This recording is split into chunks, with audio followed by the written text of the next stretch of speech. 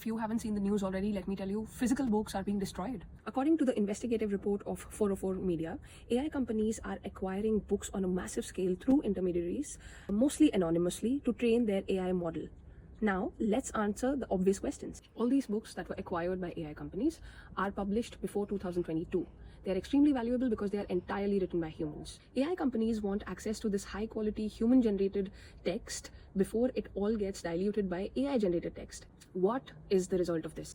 Booksellers say that books which were selling only 20-30 copies a month suddenly sold 100 copies in a month. So it was profitable for them financially and also helped them finish their old inventory.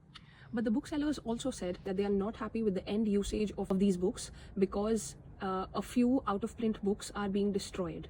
Because of this, what happened? The issue eventually reached a federal court in San Francisco. The judge ruled that legally purchased books and scanning them and using the digital copies of these books to train their AI model could be said to be transformative fair use under the copyright law. However, the same lawsuit involved many pirated digital copies of these books. The court held that using these pirated copies were not considered fair use. This part of the dispute was settled when the company agreed to pay around $3,000 per book to the authors who were affected. So what is the problem? Why has it become so huge? AI companies who procured these books are doing something called destructive scanning. In this process, they slice the spine of the book, scan the physical pages of the book, and then destroy these pages. So the real problem is, to train their AI model, the books which are rare or now out of print may go out of circulation, and the future generation may not have the same access to the physical books that we do today. There are also concerns that if we depend a lot on digital books or digital copies, historical facts or narrations, even timeless classics, their narrations could be altered, intentionally or unintentionally.